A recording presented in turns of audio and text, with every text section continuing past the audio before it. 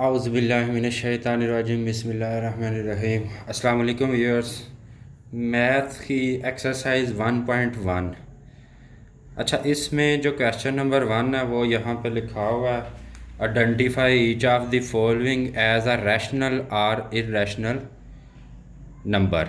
मतलब हमने बताना है कि कौन से नंबर रैशनल हैं और कौन से इर्रेशनल नंबर हैं। तो पहला जो क्वेश्चन है इसका पार्ट नंबर 1 है, वो है 2.353535। अच्छा, ये जो वैल्यू लिखी हुई है 353535, ये एक रिक्यूरिंग वैल्यू है।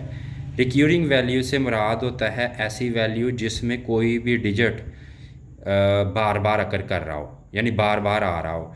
जैसे कि ये देखें, इस क्वेश्चन में अगर हम देखें तो ये 3 5 3 5 और 3 5 यही आ रहा है। तो इसका यही चलता जाना है आगे भी, यानी 3 5 जो है ये रिपीट हो रहा है बार बार। तो ऐसी वैल्यू जिसमें कोई भी डिजिट जो है, काउंटिंग का कोई भी डिजिट जो है वो बार बार रिपीट हो रहा हो, तो ऐसी वैल्यू को रिक्यूरिंग वैल्यू कहा जाता है। तो ये एक रिक्यूरिंग वैल्यू है।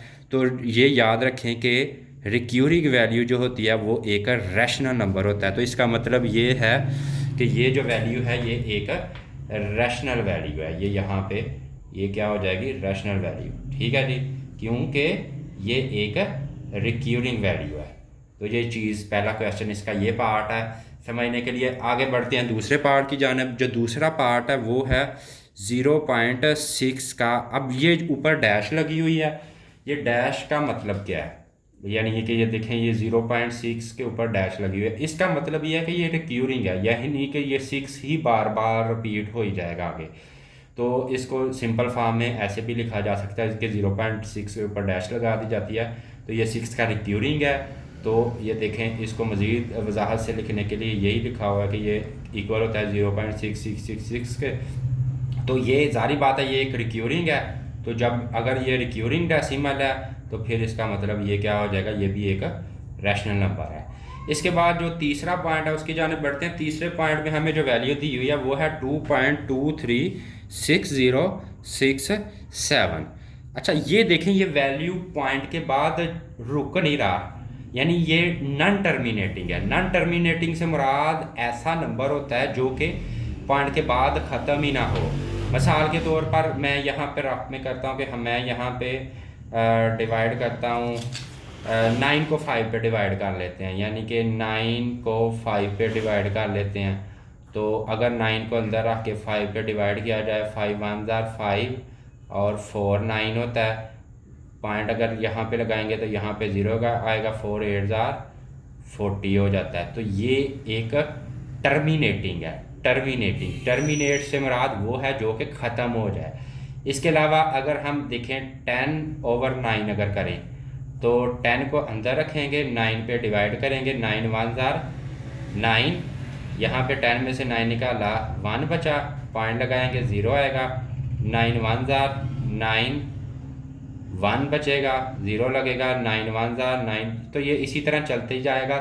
तो जो अगर ये चलता जाए तो ये क्या हो जाएगा, नॉन टर्मिनेटिंग, यानी कि ये वाला, ये इसका फ़र्क है। तो ये फ़र्क आपकी पहचान के लिए सबसे ज़्यादा ज़रूरी है, इसको पहचान रखें कि नॉन टर्मिनेटिंग और टर्मिनेटिंग कौन सा होता है। टर्मिनेटिंग वो होता है जो ख़त्म हो जाए, और नॉन टर्मिनेटिंग वो होता है जो ख़त्म ना हो। और रिक्यूरिंग से मुराद है जब एक ही डिजिट बार बार आई जाए। तो इस वैल्यू और इस वैल्यू में क्या फ़र्क है कि ये एक रिक्यूरिंग है क्योंकि एक ही डिजिट बार बार आ रहा है, तो हैं दोनों ही नॉन टर्मिनेटिंग, लेकिन ये रिक्यूरिंग भी है क्योंकि एक ही डिजिट बार बार आई जा रहा है।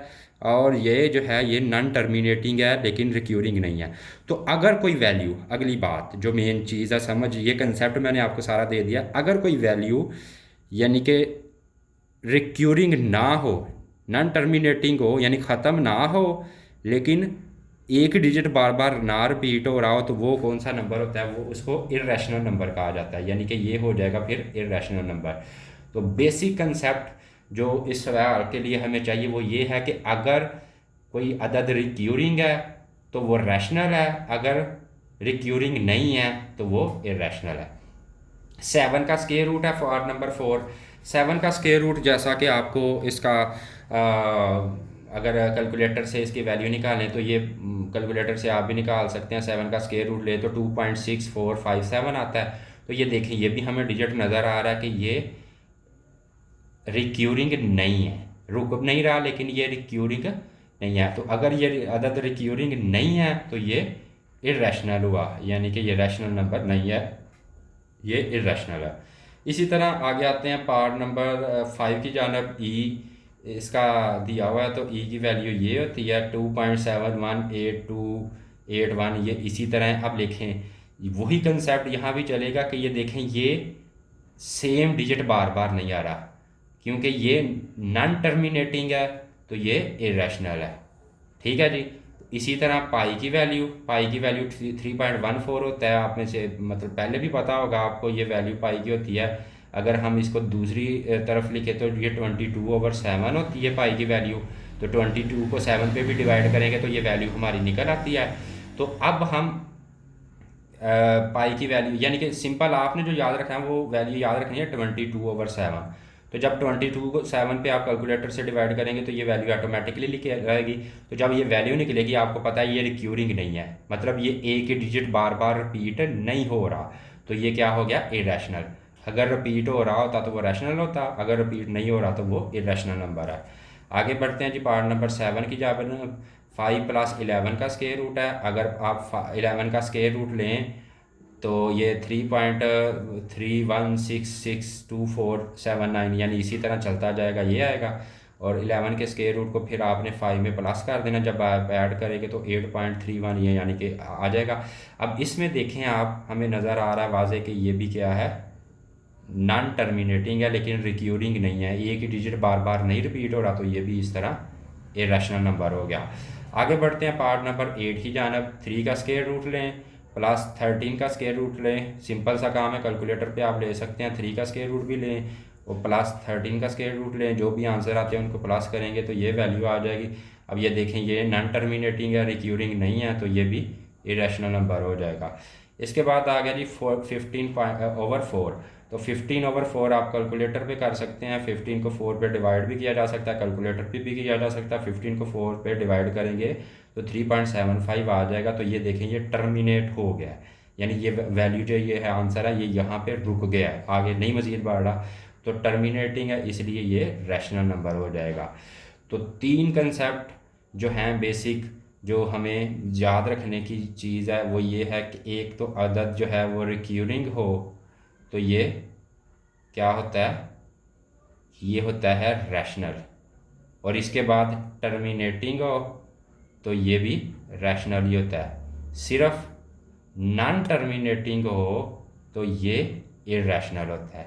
तो ये 3 कंसेप्ट यहाँ तक हमने याद रखने की ज़रूरत है। आगे बढ़ते हैं जी पार्ट नंबर जो 10 है उसकी जानिब बढ़ते हैं। पार्ट नंबर 10 की वैल्यू है 2 - 2 का स्क्वायर रूट है प्लस इंटू 2 + 2 का स्क्वायर रूट है। ये हमें बड़ा इंपॉर्टेंट सा फार्मूला भी ये नज़र आता है, a - b, a से मुराद है पहली रकम और b से मुराद होता है दूसरी रकम। जब पहली रकम ये देखें ये दोनों सेम है, पहले 2 है यहाँ भी 2 है और ये 2 का स्क्वायर रूट है यहाँ भी 2 का स्क्वायर रूट है, एक दफ़ा माइनस है एक दफ़ा प्लस है। मैं फार्मूला यहाँ पे लिख देता हूँ a - b into a + b, तो ये बराबर होता है a की 2 यानी कि -b की 2।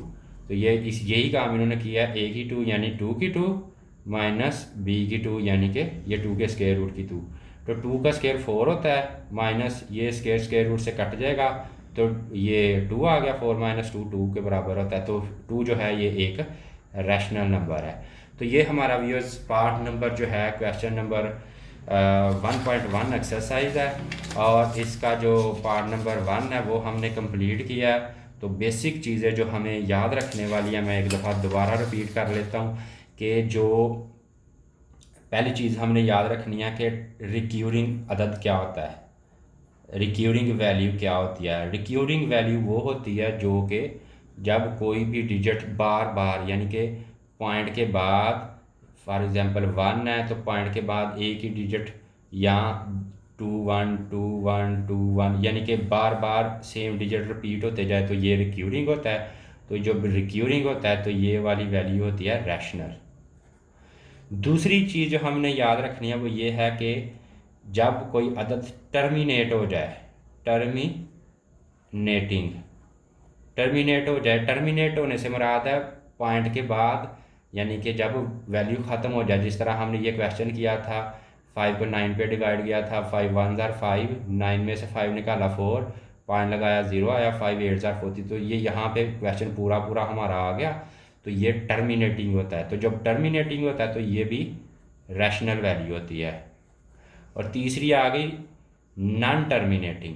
नॉन टर्मिनेटिंग से मुराद है कि जब ये रुक ना रहा हो, चलता ही जाए, लेकिन एक और चीज़ हमने याद रखनी है कि सेम डिजिट रिपीट ना हो रहा हो, तो ये हो जाता है इररेशनल। तो ये व्यूअर्स क्वेश्चन नंबर 1 जो है, इसके जो मेन कंसेप्ट है हमारे करने के वो ये हैं। तो उम्मीद है कि जी आपको इसकी समझ आ गई होगी। तो दुआओं में याद रखिएगा। चैनल की प्रमोशन के लिए लाइक और सब्सक्राइब करें। जज़ाकल्लाहु खैर।